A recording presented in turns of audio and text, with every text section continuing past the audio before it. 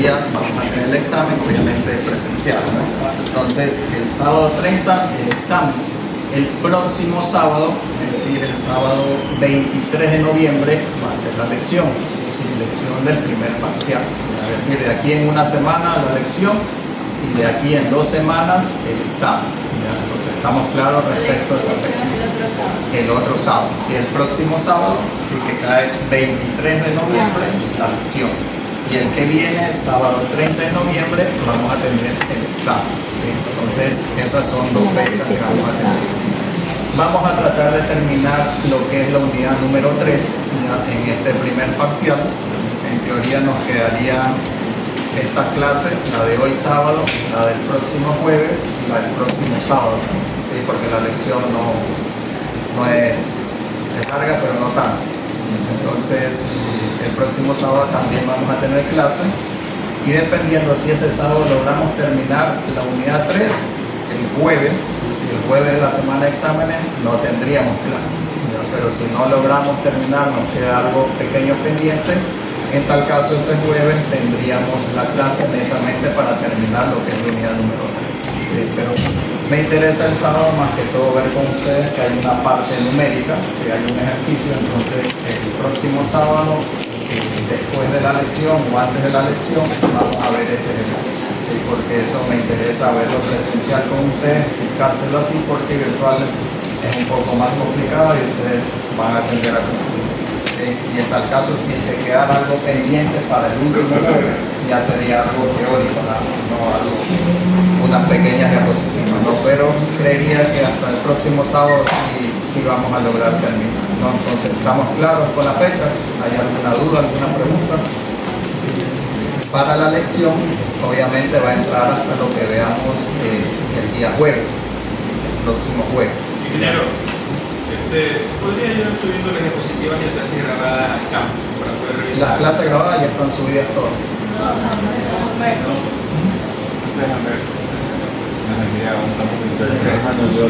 Nos envía el Campus 3, ingeniero.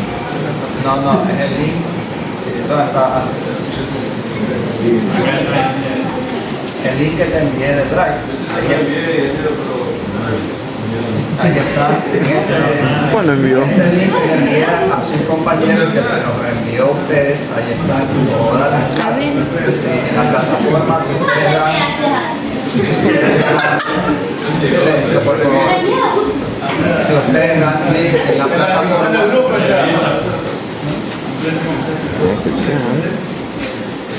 Si ustedes dan link en la plataforma, no les va a aparecer Eso es lo mío. Están subidas en el enlace de OneDrive. No, borra. Están subidas hasta la clase de jueves. Lo que es las diapositivas, ya hoy día las voy a subir a la plataforma. Sí, igualmente se las voy a pasar también por WhatsApp a su compañero para que se las remita. Sí, lo que es ya toda la unidad número 2. Ingeniero, en el examen lo toma la opción múltiple o escribir. Para que como ustedes no me acuerdo cuál. A ver, un tema.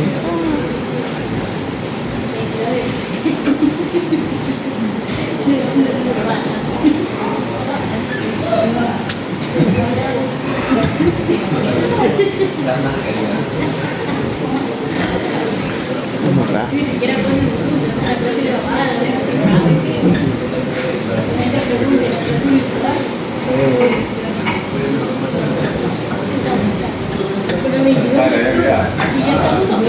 A ver, el examen va a tener 9 preguntas.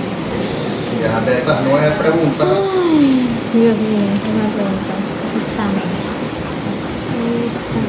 7 son teóricas y 2 son ejercicios. ¿Sí? Pero de esos ejercicios, un ejercicio es numérico, ¿sí? Y el otro es un ejercicio gráfico, que es justamente lo que vamos a empezar a ver ahora. ¿Ya? Entonces van a haber 7 preguntas teóricas y 2 de ejercicio. Sí, ese va a ser en cuanto al examen. Sí, la lección es muchísimo más corta que el examen, obviamente, ¿no? Pero el día del examen traigan sus hojas, por favor. ¿Ya? Fórmulas en sí no van a necesitar, ¿sí? no van a necesitar ninguna fórmula, pero sí traigan sus hojas, ¿no? Yo le voy a entregar la hoja del examen Ahí únicamente van a estar las preguntas, ustedes colocan sus nombres pues, y desarrollan en la hoja que ustedes van a traer. Eso sí, el día del examen, el desarrollo con luz, ¿sí? Nada de lápiz, ¿sí? Absolutamente nada de lápiz. En la lección les acepto el lápiz, ¿sí? En la lección, pero en el examen absolutamente nada de lápiz. ¿Sí? Entonces, atentos con eso. En ese cartuchero ¿Alguna otra debe de pregunta? estar. Ahí encontré un resaltador mío. ¿Estamos todos claros con las fechas?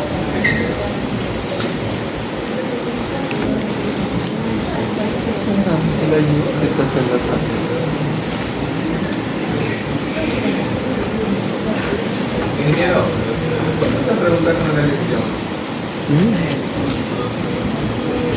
9.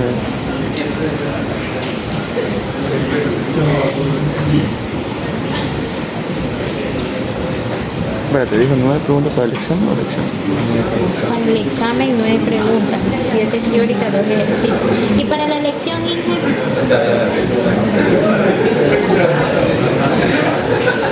5 teóricas y una práctica. me parece justo. O 3 y 1.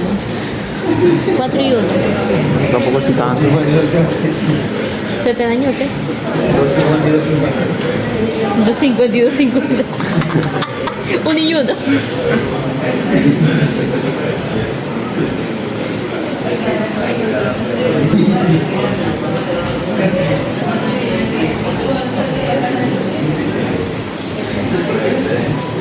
Son 5 preguntas, ahí sí es solo teoría. Son 5. Claro, escribir. Son 5 preguntas teóricas de escribir. Entonces, el próximo sábado Opción múltiple. son preguntas de escribir la respuesta. ¿Sí? Nada de opción múltiple. Traigan sus hojas, por favor, ¿sí? Para que desarrollen. No son preguntas tan extensas, pero tampoco de respuestas de una línea, ¿no? Habrá una que otra que sí va a parecer que tiene que explicar mucho, pero en realidad la respuesta son 2 palabras. ¿Sí? Así que, ojo, lean bien las preguntas, por favor. En el ciclo pasado, sus compañeros en la lección hicieron las preguntas más complicadas, la más fácil, el 90% del curso no la respondieron. Entonces, y la respuesta eran 2 palabras. Entonces, estudien por favor, ya les voy a pasar las diapositivas, no todo está en las diapositivas, ya, obviamente también es lo que yo he explicado y también se incluye lo que es tarea y talleres. Obviamente no es que les voy a pedir que detallen toda una tarea entera, ¿no? Pero puede haber alguna pregunta pequeña, alguna pregunta puntual referente al cuadro taller. comparativo. Sí. Entonces, revisen todo el contenido de la materia, tanto para la lección como para el examen. ¿Sí? El examen sí ya es un poco más extenso. ¿Ya? Entonces, ese sí el día sábado que empecemos el examen, entonces vamos a empezar a las 8 de la mañana, tengamos o no tengamos luz, ¿sí? Para que igual ustedes tengan tiempo suficiente para terminar de Las 3 horas. No creo que les dé las 3 horas, pero dependiendo cómo salgan a la lección, puede ser entre 2 horas y media a 3 horas, ¿no? Dependiendo cómo salgan a la lección. Si salen bajo la lección, ahí sí, 2 horas. Entonces, si salen bien la lección, 2 horas y media a 3 van a tener para el examen, ¿sí? Entonces, ya dependerá únicamente de ustedes, ¿no? Entonces, estamos claros con el contenido. La lección, 5 preguntas teóricas. Examen, 7 teorías y 2 ejercicios, ¿ya? Lección la próxima semana, que es 23, sí, 23 de noviembre, el examen el 30 de noviembre. ¿Sí? ¿Alguna otra pregunta, alguna duda que tengan todavía? ¿Sí está todo claro? Ya, entonces yo a su compañero le voy a pasar las diapositivas, igual van a estar subidas en la plataforma y se las voy a compartir por eso a su compañero para que igual hay llegar más rápido. No, pero lean, ¿no? No que se las pasa a su compañero y lo dejan de adorno en el celular. Eso es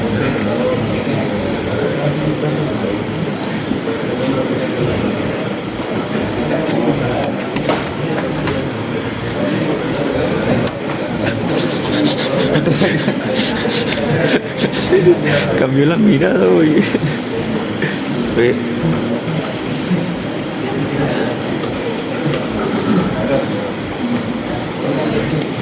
Hombre. Uy, uy, uy. Chicos, aquí vamos a ver, esta ya es lo que corresponde a la unidad número 3. Préstame una foto. Nosotros vamos a ver lo que es estudio topográfico, reconocimiento, selección y evaluación de ruta. Justamente este es uno de los ejercicios del examen. Influencia de topografía en el trazado, trazado de línea cero, acción integrada del recorrido y densidad de tránsito, ¿no? Aquí este tema de trazado de línea de cero va a estar incluido uno de los ejercicios escondidos ahí, ¿no?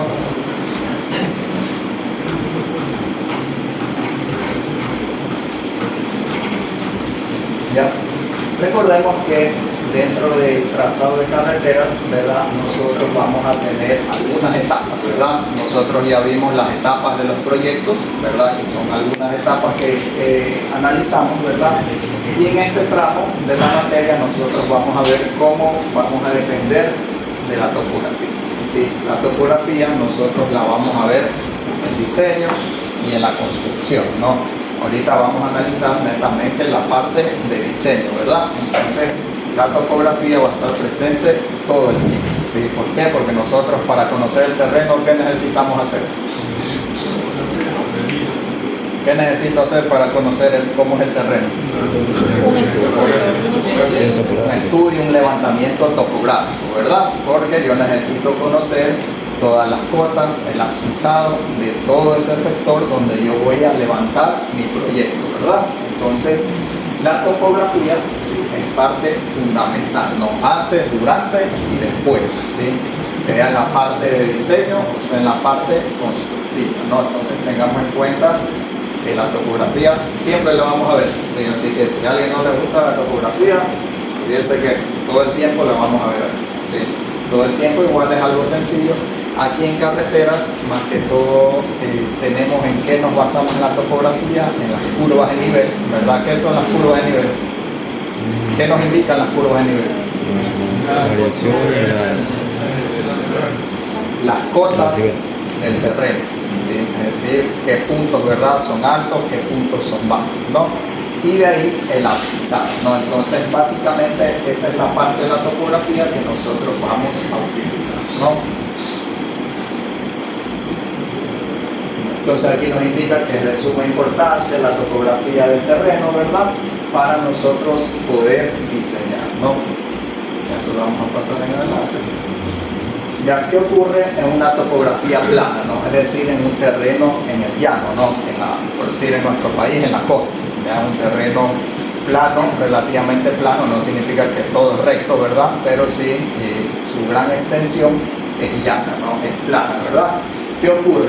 ¿Cómo se construyen las vías aquí en el llano, en nuestra costa? ¿Cómo ustedes han visto? Si yo tengo todo este terreno de la universidad fuera llano, ¿ya? ¿Cómo construyo mi vía? ¿A ese nivel del terreno actual o a un nivel mucho más elevado? Más elevado, ¿verdad? ¿Y por qué yo lo construyo a un nivel más elevado? Por inundaciones. Ya, por el tema de inundaciones, ¿verdad? Y también por la estructura de mi pavimento. ¿Sí? ¿Por qué? Porque si yo empiezo a irme hacia abajo para colocar mi estructura, ¿qué significa? Que voy a tener que estupar, ¿verdad?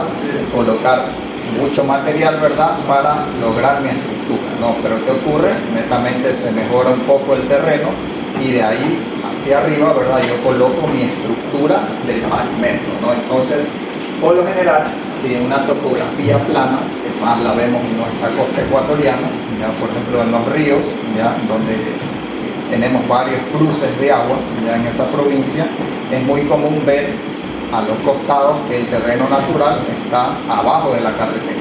¿Ya? ¿Por qué? Porque la carretera se construyó sobre ese terreno, justamente uno de los temas principales es el agua, ¿verdad? ¿Por qué? Porque tenemos gran acumulación de agua en época de lluvia, ¿no? Entonces, eso es lo común, ¿no? Pero siempre hay algún otro tipo de caso, ¿verdad?, en los terrenos planos, ¿no? Ya, aquí nos habla de cartas topográficas, ¿verdad? ¿Para qué? Para las alternativas de ruta, ¿no? Esas cartas topográficas, ¿dónde ustedes creen que las podemos obtener? Hay una institución aquí que nos puede dar el IGM, ¿verdad? Del IGM yo puedo sacar mapas geológicos, mapas topográficos, ¿verdad?, para realizar un reconocimiento previo. ¿Sí? No significa que obviamente ese mapa topográfico está actualizado, ¿no? Porque ese mapa a lo mejor la última actualización fue hace 10, hace 15 años, ¿no? Entonces, pero ya me sirve de guía para hacer un posible trazado de ruta, ¿no? Como por ejemplo las nuevas vías que quieren hacer de Guayaquil hacia el nuevo aeropuerto, ¿verdad? Se han visto que hay varias alternativas. Sí, obviamente una de las más polémicas, la que cruza un área protegida, ¿no? Con un túnel. Pero en sí son 3 alternativas que existen, ¿sí? ¿Para qué? Para llegar al nuevo aeropuerto, ¿no? ¿Y en qué se basaron? En unas cartas topográficas, ¿sí? Porque recién ellos están realizando el levantamiento topográfico de todo el sector, ¿no? Para ahora sí conocer, ¿verdad?, exactamente qué tengo en el terreno, ¿no? Entonces, pero esas cartas topográficas ya me sirven para de manera preliminar determinar posibles alternativas de rutas, ¿no? También, que es otra manera de ayudarme para el tema de la topografía, ¿verdad? Hoy en día, como hemos avanzado mucho con la tecnología, ¿qué tenemos? Fotografías aéreas, ¿verdad? Restituciones aerofotogramétricas, ¿verdad? Mapas y planos topográficos, ¿sí? Dentro de todo esto están las ortofotos, ¿verdad? Que eso tenemos una gran calidad y con eso nosotros podemos determinar muchos factores en el tema de la topografía, ¿no? Estudios de tránsito y datos meteorológicos, ¿no? Los estudios de tránsito, ¿sí? ¿Cómo obtenemos los estudios de tránsito? Por decir, en nuestra ciudad, ¿dónde podemos obtener datos? ¿A qué entidad podemos pedir la información? ¿Quién maneja el tránsito aquí en Guayaquil? La ATM, ¿verdad? Entonces nosotros, si vamos a realizar un proyecto, ¿verdad?, dentro de la ciudad, dentro de Guayaquil, ¿verdad?, ellos nos pueden facilitar, ¿sí?, cierta información que ellos tengan del conteo vehicular, ¿no? Obviamente ese conteo yo voy a tener que seleccionar, ¿sí?, ver el volumen, ver cuál es la tipología de vehículos que circulan, pero sí, ese estudio de tránsito, bueno, esas mediciones de tránsito que me van a otorgar es mi punto de arranque, ¿sí? Y tenemos los datos meteorológicos, ¿no? ¿Por qué? ¿Por qué es importante eso? ¿Para qué me van a servir los datos meteorológicos? ¿Va a ser lo mismo construir una carretera aquí en la costa que en la Amazonía? ¿Por qué? Con las condiciones climáticas. Con las lluvias, ¿verdad? En la Amazonía sí es común que llueva en cualquier mes del año, ¿verdad? En cambio acá tenemos marcado, por ejemplo, ahorita estamos en una época seca, ¿no? Ya muy aparte de la sequía que vive el país y la región, ¿sí? Por lo general estos meses no llueve en la costa, ¿verdad? ¿Qué meses llueve en la costa? ¿De cuándo a cuándo? De enero a abril aproximadamente, ¿no? Dependiendo cómo nos coja cada año, ¿no? Entonces, esos datos me va a servir ¿para qué? Para el diseño de las alcantarillas en mi carretera, ¿no? No sé si ustedes se han fijado, cuando van por las carreteras, hay alcantarillas que cruzan transversalmente la vía, ¿no? ¿Para qué me sirve eso? Para que el agua continúe su flujo continuo, ¿verdad? Y no ocurra un colapso de la estructura del pavimento, ¿no? Porque si yo no tengo esa alcantarilla, ¿qué va a hacer el agua? Se va a estancar y finalmente, ¿qué va a pasar? Si sigue lloviendo, ¿qué va a pasar? Va a destruir la calzada, ¿verdad? Y seguramente va a destruir la estructura, ¿no? Siempre en invierno vemos por lo general que a veces se lleva la estructura, es decir, la corta como un pastel. Si corta como un pastel nuestra carretera, ¿por qué? Porque la fuerza del agua, ¿sí?, es muy elevada, ¿no? Entonces tiene una presión demasiado alta, ¿sí?, que nuestra estructura no está diseñada para soportarla, ¿no? Entonces esto es muy importante, ¿no? Los datos meteorológicos, ¿no? Entonces aquí nos habla de todos los reconocimientos que tenemos para la topografía, ¿no? Ya, dentro de la selección de la ruta apropiada, ¿verdad?, puede existir la necesidad de que no evaluemos las demás, ¿no? ¿Por qué? Porque a lo mejor en la opción número 2 yo tengo que construir 5 puentes sobre ríos, ¿verdad? Mientras que en la opción 1 no tengo la construcción de ningún puente, ¿no? Entonces, por ejemplo, son casos ya excepcionales, especiales, donde yo inicialmente ya puedo descartar una alternativa, ¿no? Entonces, tienen que estar muy atentos con eso, ¿no?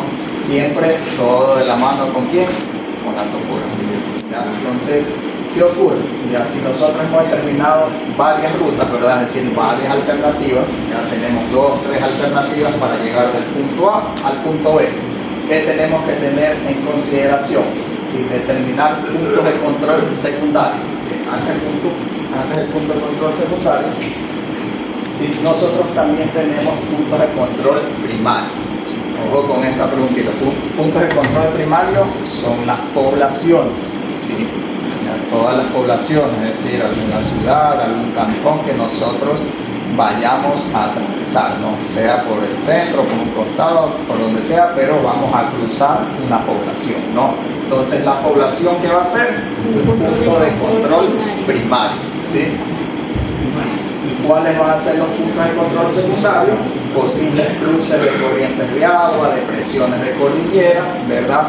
Cualquier otro cruce, ¿verdad? Que no sea una población en sí. No puede que me tenga que cruzar también con una vía ferroviaria, también es un punto de control secundario, ¿sí? Entonces yo me estoy cruzando en este caso con otro medio de transporte, ¿no? Entonces, ¿qué ocurre también si tengo que cruzar un puente, ¿verdad? Basculante, es decir, que en el momento que pasa alguna embarcación marítima se tiene que elevar, también un punto de control secundario, ¿no? En nuestro país no es muy común, ¿verdad?, tener ese tipo de control, ese punto de control marítimo, ¿sí? Pero existe, ¿no? Entonces también debemos tenerlo en cuenta, ¿no? ¿Qué más tenemos que tener en cuenta? Las pendientes longitudinales y transversales, ¿sí? Que esas nosotros las vamos a determinar. Las características geológicas del sitio, ¿sí? El análisis de todo el suelo, ¿verdad? ¿Por qué? Porque lo voy a construir. Y es muy común ver en nuestro país, ¿sí?, que carreteras se empiezan a dañar. ¿Por qué? Porque cruzan por una falla geológica, ¿ya? Que a lo mejor la detectaron, ¿sí?, pero nunca se realizó ningún trabajo de remediación, ¿no?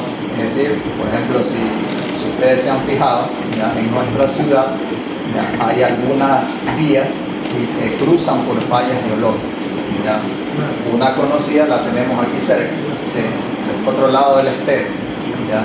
No sé si se han fijado, frente a la Universidad Católica, llegando a Guayarte, ¿ya?, ¿qué ocurre? La vía todo el tiempo presenta una depresión.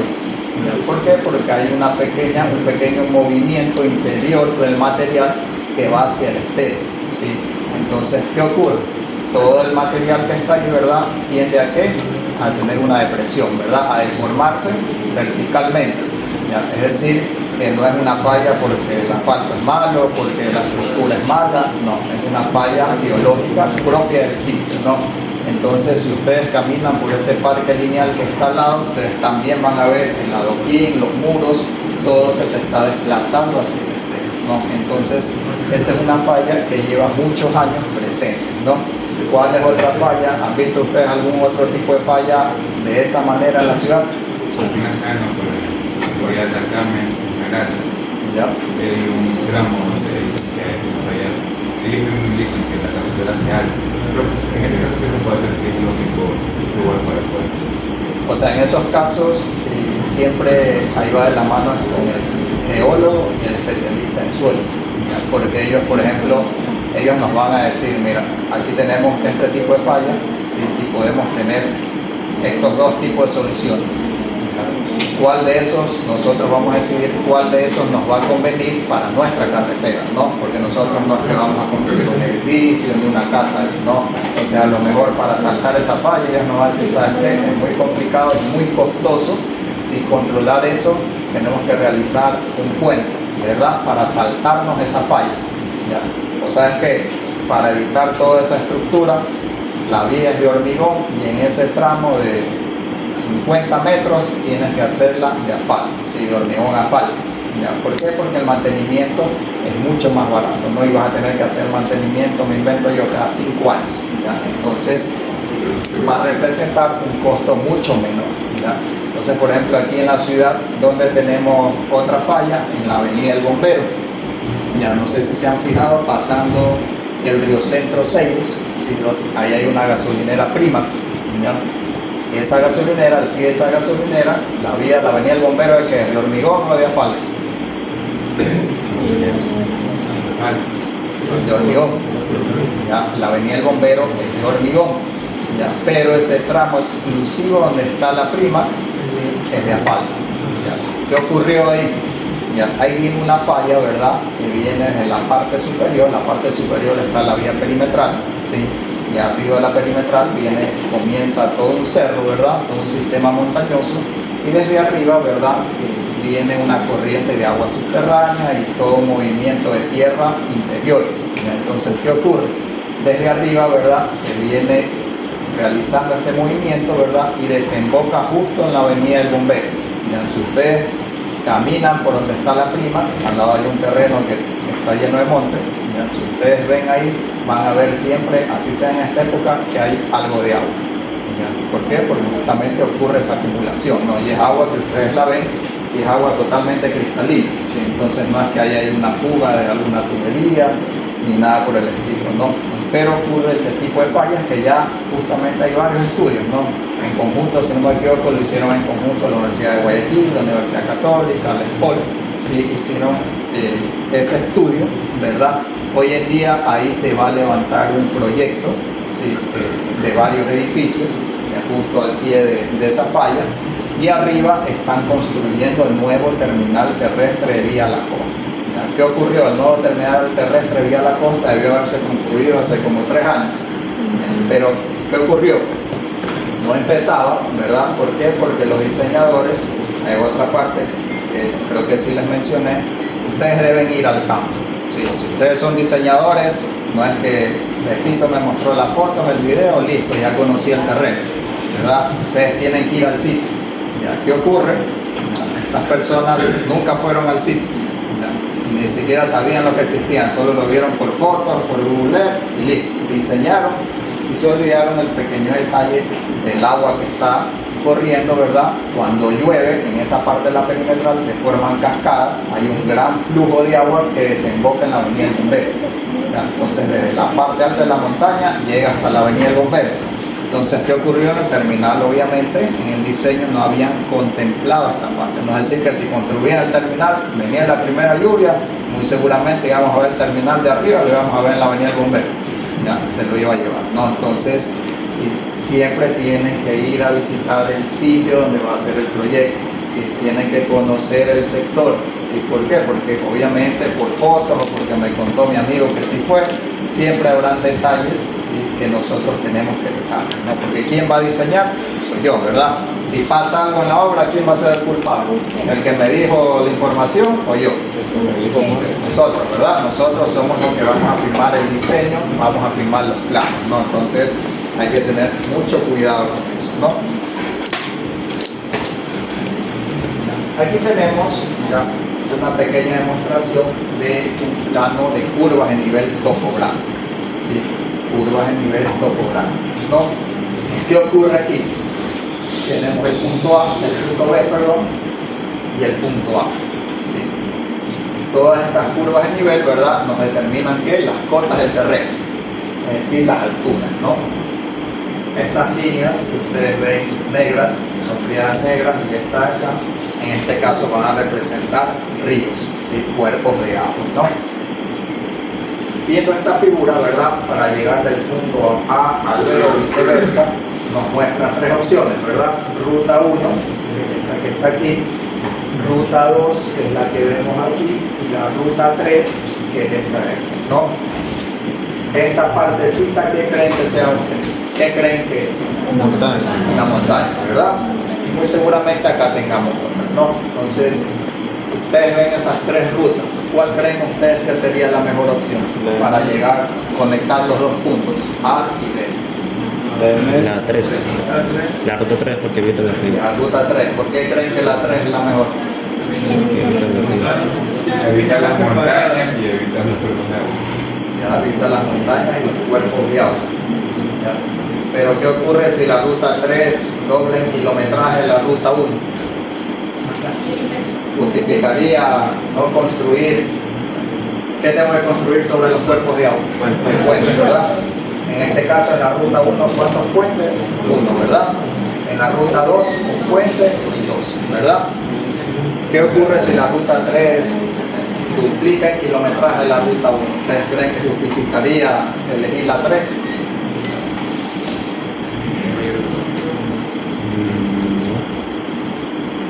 O finalmente, yo como diseñador puedo elegir cualquiera de las dos rutas. La 1, es la más Defiendan su decisión. Depende de la ¿Por qué? inversión que van a ¿Por qué hacer. la ruta 3? Porque en la ruta 3 no van a tener que hacer inversión de puente. Ah, muy bien. Caminar unos 5. O sea, visualmente no se ve tanta la diferencia en longitud de la 1 y la 3, así que yo le diría la 3. Ya, muy bien. Sí, efectivamente, la 3 podría ser la mejor opción, ¿verdad? En cuanto a que no tengo estructuras especiales, es decir, no tengo puentes en su longitud.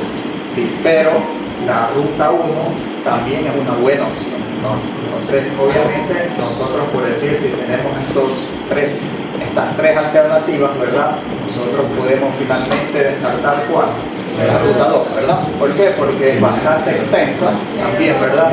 Casi igual que la ruta 3 seguramente, y adicional tiene dos estructuras especiales, es decir, tiene dos puentes, ¿verdad? Entonces la 3, la 2, podemos descartarla, ¿no? Y finalmente nos podemos quedar con la ruta 1 y la ruta 3, ¿sí? Entonces preliminarmente esas van a ser nuestras alternativas, ¿no? Ya más adelante obviamente tendremos que analizar, aparte del factor técnico, ¿qué más tendríamos que analizar? ¿Qué más predomina en la elección? Yo ya tengo la parte técnica, que las dos son viables. ¿Qué más tengo que analizar? No, eso está incluido en la parte técnica. ¿Qué más tengo que analizar? El presupuesto. ¿Sí? Es decir, va a influir la parte económica, ¿verdad? ¿Qué quiere decir? Que a lo mejor la ruta 3 me va a costar 200 millones, la ruta 1 me va a costar 210 millones. ¿Sí? Uno puede decir, bueno, cuesta 10 millones más, ¿ya? Pero a lo mejor, como tiene mayor longitud, en cambio el mantenimiento de esta va a ser un poco más costoso que el mantenimiento de la 1, ¿no? Entonces ahí es donde empiezan a analizarse diversos factores, ¿no? En cambio acá tengo que hacer mantenimiento de un puente, ¿verdad? Hacer el mantenimiento de la junta cada 5 años. Entonces, todos esos costos se determinan para finalmente elegir cualquiera de las dos opciones, ¿no? Pero en sí, sin importar el factor económico, yo podría elegir cualquiera de las tres opciones, ¿sí? Sin importar el factor económico, ¿no? Ingresando al factor económico, sin saber todavía el costo, la ruta 2 la descartaría, ¿sí? Y me quedaría con la ruta 1 y ruta 3, ¿no? Y finalmente a lo mejor yo puedo elegir la ruta 3 porque no tengo que construir puentes, no tengo que pasar por ningún cuerpo de agua, ¿verdad? Y aparte estoy rodeando la montaña, ¿no? Entonces no debería haber ningún inconveniente, ¿no? Ya más adelante vamos a ver, en cambio, cómo yo puedo determinar estas posibles rutas, ¿sí? Es decir, ustedes van a tener el punto A y el punto B y ustedes van a dibujar cuáles son las posibles opciones, ¿no? Entonces aquí, por ejemplo, hoy día tengo identificados los ríos, los cuerpos de agua, ¿verdad? Ya tengo identificados esos cuerpos de agua. Pero ¿qué pasa si no tuviera identificados los cuerpos de agua? ¿Cómo identifico esos cuerpos de agua?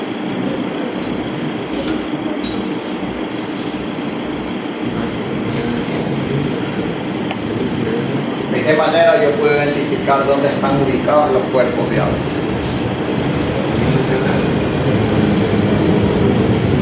Esto que es un plano topográfico, ¿verdad? ¿Qué contiene este plano topográfico?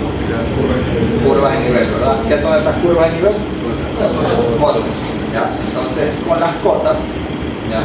La próxima clase vamos a ver cómo determinar, ¿ya? Justamente esas rutas en base a esas cotas, ¿no? Hoy en día, pues ya con el tema de los drones, la aerofotogrametría, ¿verdad? Las ortofotos, nosotros podemos determinar eso mucho más rápido, ¿sí? De una manera mucho más sencilla, ¿sí? Pero es necesario que ustedes entiendan de dónde viene eso, ¿no? Porque es muy sencillo coger la fotografía, coger el plano existente y listo. ¿Qué ocurre si alguien viene y nos pregunta por qué yo sé que por ahí va a pasar un cuerpo de agua? O en la fotografía, cuando yo la tomé, aquí no estaba este cuerpo de agua. Pero resulta que en la época de lluvia se forma el cuerpo de agua, ¿verdad? Es necesario que ustedes sepan toda esa información. No es como en la provincia de Santa Elena, ¿verdad? ¿Qué ocurre? En la época seca, por lo general los ríos disminuyen su caudal, así que prácticamente se secan, pero muchas veces en la época de lluvia aumentan su caudal, ¿verdad? Y así tenemos pues un sinnúmero de cuerpos de agua en nuestro país que le suceden lo mismo, ¿no? Entonces ahí vamos a determinar en base a las curvas de nivel, ¿no? Ya esto es lo que hablamos. Y respecto a esto, lo que más me interesa es esta primera puntualización. No debe hacerse el reconocimiento de una línea, ¿sí?, sino de una faja de terreno lo más ancho posible, ¿no? ¿Qué quiere decir eso? Que si por ejemplo yo elegí la ruta 3, ya no significa que al elegir la ruta 3 yo voy a elegir un ancho de 7 metros para analizar, ¿sí? No, entonces yo debo analizar, por decir, 25 metros de ancho. Ya, yo voy a tener una vía solo de 2 carriles con su cuerda. Ya, pero ¿por qué yo debo analizar mucho más ancho de lo que yo voy a diseñar? ¿Para qué ustedes creen que debo hacer eso? El derecho de vía. El derecho de vía, muy bien. ¿Qué más? ¿Por qué creen ustedes que debo aumentar el ancho de análisis de mi carretera? En caso del futuro que es para el proyecto. Exactamente, en un futuro, una ampliación. ¿Qué más? Para modificar el planteo, es porque a veces se diseña sin mirar el terreno y una vez diseña el planteo se puede ver que hay inconvenientes. Ya, muy bien, también tiene que ver ese tema, ya justamente el replanteo, ¿sí? Son los dos, ¿no? La parte topográfica, ¿sí? ¿Por qué? Porque yo no voy a hacer un levantamiento solo de los 7 metros de ancho, ¿verdad? Yo necesito conocer qué tengo en una extensión considerable, unos 25, 50 metros de ancho, ¿verdad? Necesito conocer qué tengo, ¿verdad? Qué tengo al costado de mi carretera, donde voy a construir, ¿sí? Y con eso también yo pude identificar posibles rutas de evacuación que me pidan en el proyecto y un sinnúmero de otras cosas, ¿no? Donde colocar a lo mejor un poste con un teléfono de emergencia, todo ese tipo de cosas, o donde finalmente a lo mejor también colocar un área de estacionamiento, porque mi carretera es muy extensa y entre una población y la otra hay 2 horas de viaje y entre las dos no hay ninguna otra población, ¿verdad? Entonces a lo mejor yo voy a necesitar un área de descanso. Para todo ese tipo de cosas me va a servir, ¿no? Y finalmente lo que mencionó su compañero, ¿sí? Más adelante muy seguro que va a requerir la carretera, ¿verdad? Dependiendo de su volumen, ¿qué cosa? Un aumento de carriles, ¿verdad? Sea a 3 carriles, sea a 4 carriles, ¿no? Entonces todo eso debemos considerarlo, ¿no? Entonces nuestro análisis no se debe centrar únicamente en el ancho de los carriles, la verga, ¿no? Debe extenderse mucho más allá, ¿no? 25, 50 metros, ¿sí? Analizar todo lo que yo voy a tener a mi alrededor, ¿no?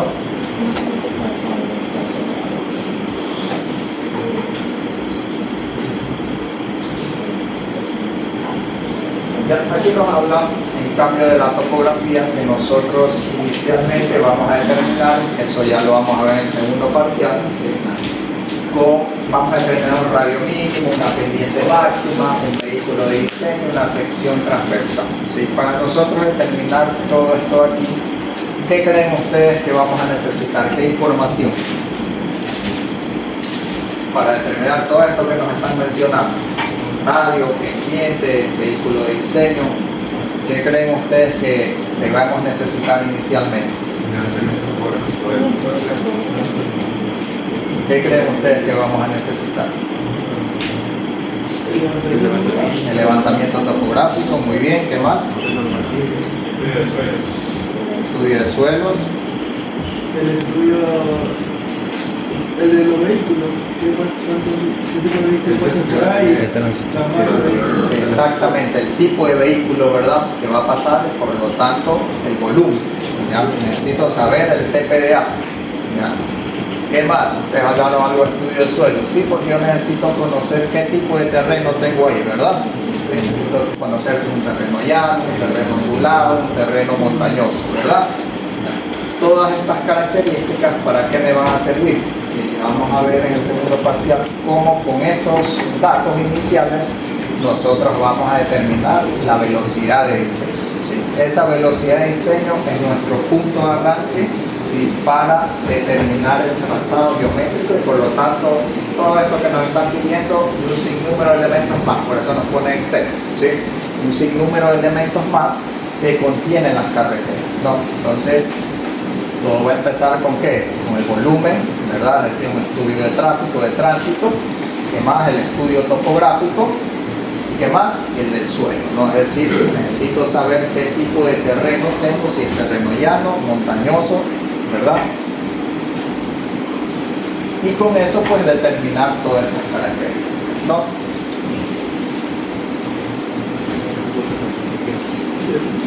Aquí vamos a empezar a hablar justamente de estos tipos de terreno, ¿no? Vamos a empezar con el terreno plano, ¿no? Entonces, cada tipo de terreno, ¿verdad?, nos va a obligar en términos generales a unos diferentes patrones generales de diseño, ¿verdad? Como hablábamos, en el terreno plano, ¿verdad?, nosotros vamos a tener alineamientos verticales, horizontales, ¿verdad?, y transversales, de modo que los vehículos pesados circulen a una velocidad aproximadamente igual a la de los vehículos ligeros, ¿sí? Porque el terreno plano obviamente no tiene muchas pendientes, ¿verdad? Y los vehículos pesados pueden circular a mayores velocidades, ¿no? Obviamente los livianos también, ¿no? Es decir, yo puedo poner una velocidad de diseño de 100 km por hora, de 120 km por hora, ¿verdad? Porque sé que no va a haber ningún riesgo en la carretera, ¿no? Entonces, nosotros vamos a determinar eso ahí, ¿no? ¿Con qué? Con el levantamiento topográfico, ¿verdad? Con todas las características de la vía, ¿ya? Pero en cambio, ahí tenemos una limitante, ¿verdad? ¿Qué ocurre con las velocidades en nuestro país? ¿Qué ocurre con los conductores? Si el límite marca 70 km por hora en una carretera, ¿qué ocurre?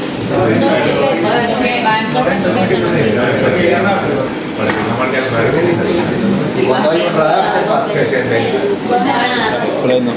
Bajamos la velocidad, ¿no? Únicamente donde está el radar, ¿no? Si nosotros tenemos que la velocidad límite es 70, no nos interesa, como no vemos ningún vigilante, nada, estamos a 90, 100, 120, ¿verdad? Lo mismo que si hay a 100 kilómetros por hora, ¿no? ¿Por qué creen ustedes que en otros países, ¿verdad?, fuera de nuestra región, ya hay límites de carreteras que son de 120, 140 kilómetros por hora, o simplemente hay tramos específicos que no tienen límite de velocidad? ¿Por qué creen ustedes que ocurre eso? Porque la carretera Para mejorar el tráfico. Aptos para mejorar el tráfico, sí, tiene que ver con la aptitud, ¿sí? Y la actitud de los conductores, ¿no? Es decir, ellos ya conocen todas las limitaciones, obviamente allá existen leyes mucho más estrictas, ¿no? Allá no es porque yo me pasé el límite de velocidad, bueno, me dieron una multa o yo le doy $10 al vigilante y me fui, sigo, tranquilito, ¿no? Entonces, ¿qué ocurre en estos países? ¿Ya? Incluso si hay límites, se exceden los límites de velocidad, ¿verdad?, automáticamente aparece una patrulla al lado de ustedes. ¿Sí? No pregunten cómo, ¿ya?, pero en 5 minutos ya está la patrulla al lado de ustedes, ¿ya? Y no únicamente van a multarlos, ¿no? Es muy seguramente que los citen a un tribunal, que más adelante les quiten la licencia, les quiten el vehículo, ¿verdad?, se los decomisen. Son leyes mucho más estrictas, ¿no?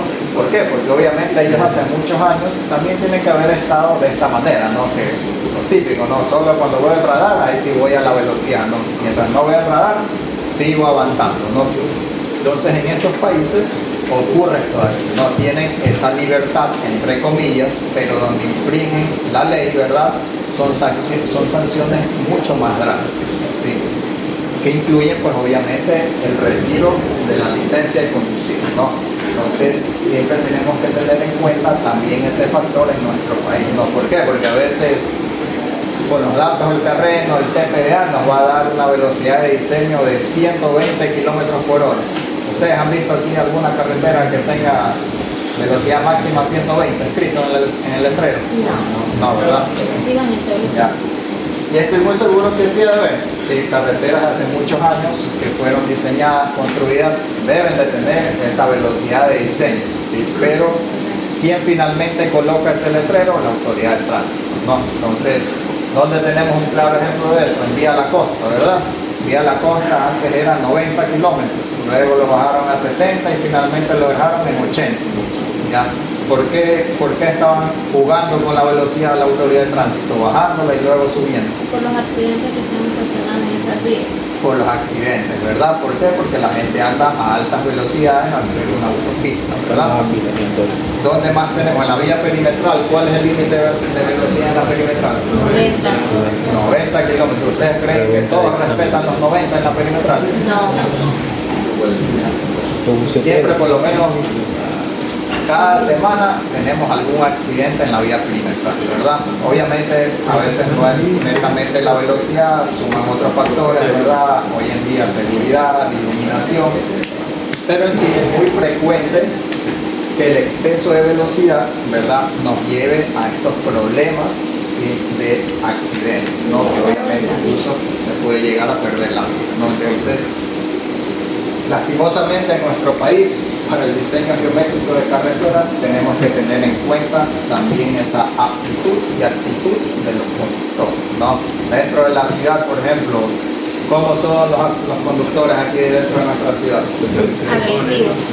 Agresivos. Si ven a alguien que quiere cruzar, le da el paso al vehículo, no se él tira el carro ya. Efectivamente, no tenemos tampoco esa cultura, ¿verdad?, de respeto al peatón, ¿no? Entonces, si no respetamos a las otras personas que están intentando cruzar, imagínense, no vamos a respetar nunca el límite de velocidad, ¿no? Entonces, no me excluyo también de ese grupo porque no voy a mentir, muchas veces también me he pasado el límite de velocidad. No es algo de lo que obviamente debamos sentirnos orgullosos y bueno, yo soy el más bacán porque me fui a 140 kilómetros por hora por una carretera. No, ¿verdad? ¿Ya por qué? Porque pudo ocasionar un accidente, simplemente me distraje, quise contestar el teléfono y me choqué. ¿Ya? Entonces puede ocurrir cualquier situación, ¿verdad? Entonces debemos de tener en cuenta este factor, ¿verdad?, de la actitud y actitud de los conductores, ¿no? ¿Y ese problema ustedes creen que es solo aquí en nuestro país? ¿O en dónde más hay ese problema? Latinoamérica. Toda Latinoamérica Toda es así. Latinoamérica, ¿no? Entonces, por lo general, nuestra región, América Central, América del Sur, en México, ¿verdad? Todos, ¿verdad?, tienen esa tendencia, unos más, otros menos, pero tienen esa agresividad, ¿verdad?, esa manera de conducir, ¿no? Entonces, no es un problema exclusivo de Guayaquil, ni de Ecuador, ni de Quito, ¿verdad? Es un problema de la región, ¿no? Entonces, tengan muy en cuenta eso de ahí, ¿no? Ya, ¿qué más? Aquí en el diseño horizontal, ¿verdad?, nosotros vamos a estar condicionados siempre por la presencia de zonas muy bajas, ¿sí? Más que todo porque en temporadas de lluvias, ¿ya? Como ocurre muy frecuentemente, lo que siempre sale, esa carretera en los ríos, ¿verdad?, llegando a Babahoyo, ¿no? Que todas las épocas de lluvia se inundan, ¿verdad? ¿Qué ocurre en cambio?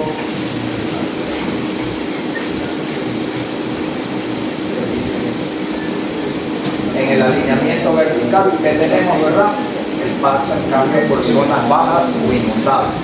¿Ya? ¿Por qué? Porque ya vamos a ver el alineamiento vertical cómo nos va a generar realizar algún relleno. Si en el alineamiento horizontal nosotros vamos a tener el abscisado de la vía, en el vertical vamos a trabajar con las cotas de la vía. ¿Ya? Entonces eso ya vamos a verlo obviamente en el segundo parcial, ¿ya? Pero ahí van a ver la relación que va a tener cada uno. Alineamiento vertical, veámoslo como un diseño vertical de mi carretera, ¿no? Entonces, ahí nos indica, ¿no?, debemos alejar en altura la estructura del pavimento, si el nivel freático, el nivel de aguas lluvias, ¿verdad?, o cuando sea la época invernal, ¿no? ¿Cómo lo podemos hacer? Tenemos varias soluciones, ¿no? Construyendo un terraplén sobre el terreno original, que es lo que normalmente vemos en nuestra costa ecuatoriana, ¿verdad?, esa estructura elevada sobre el terreno natural. Construyendo, ¿qué más?, canales longitudinales, es decir, cunetas de gran dimensión a los costados de la carretera. ¿Para qué? Para la recolección y conducción de las aguas, ¿verdad? Y lo ideal nos indica que sería combinar los dos casos, ¿no? Es decir, que yo tenga mi estructura,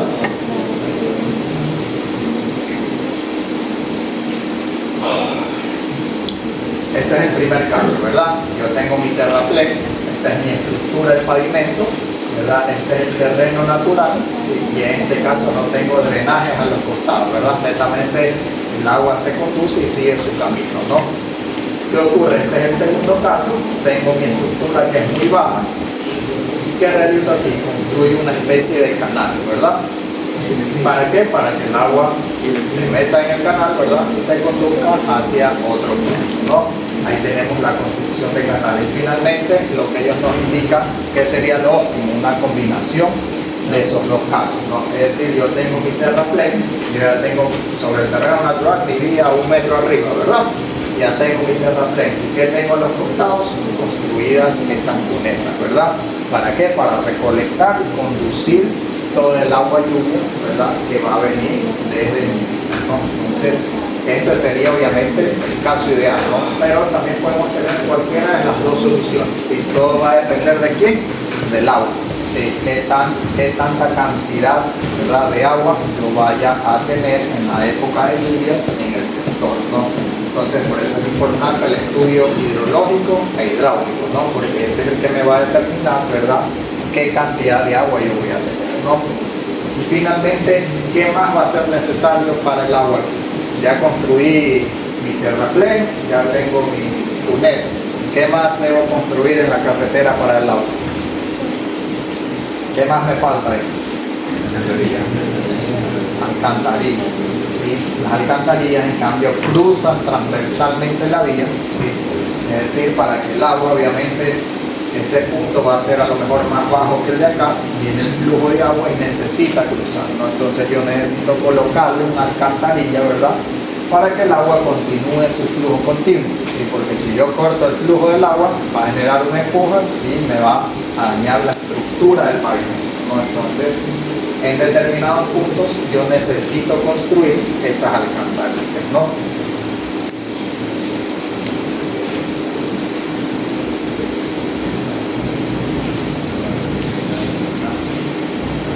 En la carretera típica, el terreno ondulado, la verdad, terreno ondulado son los que tienen pequeñas elevaciones, ¿verdad?, que también es muy común tenerlo aquí en nuestra costa, en la Amazonía, ¿ya? Son los que tienen pequeñas elevaciones, si no son montañosos, ¿ya? En este tipo de terrenos, que nosotros vamos a buscar una compensación de volúmenes entre corte o excavación y el relleno o terraplén, ¿no? Entonces, que nosotros vamos a buscar una compensación entre corte y terraplén, ¿verdad? Porque al tener una forma ondulada, ¿verdad?, a lo mejor el perfil de mi vía, ya como vimos en unas imágenes anteriores, pero en la unidad 2, ¿qué ocurre? Yo voy a tener en unas partes excavar y en otras rellenar, ¿verdad? Entonces, ¿qué va a ser lo ideal? Que gran parte de lo que yo vaya a excavar lo puedo usar en el relleno, ¿verdad? Porque eso me va a ahorrar tiempo y dinero, ¿sí? Entonces, siempre hay que dar esta situación, ¿no? Buscar la mayor compensación entre corte y terraplén, ¿sí? Aquí vemos este caso, ¿no? Este es el alineamiento vertical apropiado, ¿sí?, que tenemos en nuestra carretera.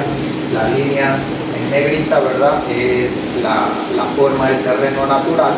La línea que vemos que cruza aquí, ¿sí?, es el perfil de mi vía, el nivel de mi carretera. ¿Qué ocurre? Aquí, ¿qué voy a tener que hacer? Corte, ¿verdad? Y aquí, relleno, ¿no? Entonces, al final, ¿verdad?, yo voy a determinar cuál es el volumen de corte, cuál es el volumen de relleno aproximado, ¿verdad? ¿Ya? Y ver cuánto compenso, ¿verdad? A lo mejor esta cantidad me sirve para rellenar esto de aquí, lo mismo este corte me sirve para rellenar y parte de ese para terminar de rellenarlo de acá, ¿ya? ¿Cuál es la idea? ¿Cuál es el objetivo? Hacer el mínimo movimiento de tierras fuera de la obra, ¿ya? Es decir, a la obra yo solo voy a traer su base, ¿verdad?, y obviamente el material, sea hormigón o sea carpeta asfáltica, ¿no? Pero este material de relleno, obviamente previo a un análisis de laboratorio de suelos, si me sirve, yo puedo utilizarlo, ¿no? Es decir, yo puedo compensar los cortes con los rellenos. ¿Qué ocurre en cambio acá, con esta línea punteada superior?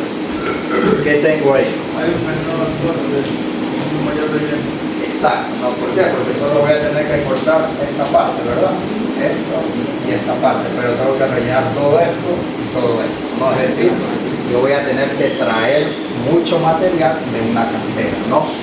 ¿Y qué ocurre con el tercer caso? Es el perfil que está en la parte inferior. No hay relleno, no hay mayor cosa. No hay relleno y básicamente solo hay excavación, ¿verdad? Corte. ¿Ya? Entonces, tenemos que tener muy en cuenta, si siempre cuando ubiquemos nuestro perfil de la vía en un terreno ondulado, tratar de lograr la mayor compensación posible, ¿no? En terreno llano, ¿qué tipo de movimiento de tierra predominante tenemos? Relleno. ¿Por qué? Porque yo por lo general en terreno llano voy a construir un terraplén sobre el terreno natural. En terreno ondulado, ¿qué tipo de movimiento de tierra voy a tener predominante? Los dos, corte y relleno. ¿Sí? Ojo con esto de aquí. En el llano, ¿qué movimiento de tierra? Relleno. En ondulado, corte y relleno. ¿Sí?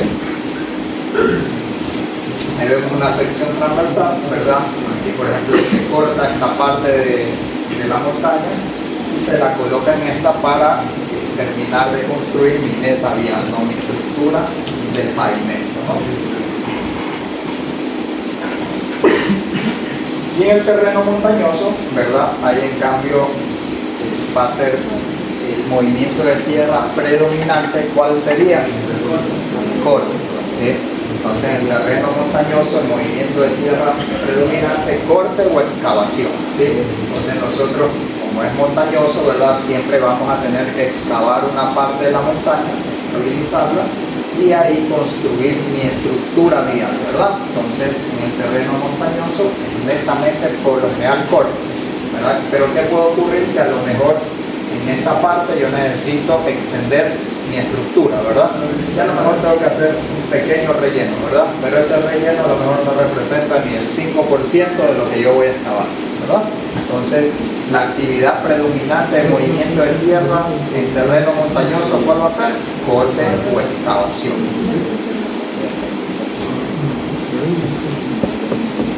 Ya, algo que quería mencionar en este tema de las carreteras onduladas, hay otra opción también, ¿sí? Aparte de la que estamos viendo aquí, ¿no? Que esta es la ideal, ¿no? Otra variable, otra solución podría ser seguir un poco la forma del terreno ondulado, ¿sí? Pero ¿qué creen ustedes que pueda pasar ahí? Si yo sigo la forma del terreno ondulado, ¿verdad? Tengo mi carretera aquí, va bajando, sube. ¿Qué ocurre con el carro que viene subiendo por aquí y el carro que está aquí arriba para bajar? La visibilidad, ¿sí? Yo para hacer ese tipo de trazado, ¿sí? Tengo que tener muy en cuenta el tema de la visibilidad, ¿sí? ¿Qué pendiente también del color de la vía? Las pendientes de la vía también, ¿ya? Pero más que todo la visibilidad, ¿no? ¿Por qué? Porque en el momento que yo a lo mejor quiera rebasar, ¿sí? Yo no voy a tener una distancia, una visibilidad apropiada de los vehículos que vienen de frente. ¿Por qué? Yo no voy a ver los vehículos de acá arriba, ¿no? Y obviamente lo más seguro es que la autoridad de tránsito en este tramo me coloque línea continua, es decir, no voy a poder rebasar, ¿ya? A lo mejor todo este tramo va a ir con línea continua, ¿ya? ¿Y qué ocurre con los conductores aquí? ¿Les gusta estar en la línea continua o se empiezan a desesperar? ¿Por qué? Porque ¿qué pasa? ¿Qué ocurre si aquí va un tráiler? ¿El tráiler a qué velocidad va a ir? Muy baja, ¿verdad? Ya, y todos los vehículos livianos van a desesperarse, ¿verdad? ¿Por qué? Porque quieren rebasarlo, ¿verdad? Pero la línea continua a lo mejor van a ser 5 kilómetros. Entonces ya el kilómetro 2, ya la mitad de esos carros ya lo pasó el tráiler. Pero ¿qué ocurre si rebasando, ¿verdad? En este sector, ¿verdad? Viene un carro de frente, no van a tener ese tiempo de reacción ya para poder evadir ese vehículo y va a haber un choque, ¿verdad? Un choque frontal. Entonces, sí debemos de tener en cuenta cuando tomamos esa otra opción, la distancia de visibilidad, que eso también ya lo vamos a ver cómo se calcula. Y en terreno escarpado, ¿verdad? Como es este caso, ¿sí? Por lo general, en terreno escarpado, ¿qué actividad tenemos de movimiento de tierras? Corte y relleno, ¿sí? Obviamente también podrán haber áreas que solo sean corte, ¿no? Pero por lo general son mixtas, corte y relleno, ¿no? Pero siempre el corte es mucho más grande que el relleno, ¿no? Entonces ahí vemos un camino escarpado. Entonces ese camino escarpado, ¿verdad? Si ustedes se dan cuenta que tiene aquí construido un muro, ¿ya? A lo mejor tuvieron que hacer un pequeño relleno, ¿verdad? Para terminar de completar el ancho de la carretera, ¿no? Entonces, como tiene pendientes muy elevadas, ¿verdad? Van a necesitar, obviamente, la mayor parte excavar y un pequeño porcentaje rellenar, ¿verdad? Para terminar de construir, ¿verdad? La estructura vial. Hasta aquí nos vamos a quedar el día de hoy. ¿No estamos claros con las fechas de aquí en adelante? Ya. Listo, chicos, entonces, muchas gracias.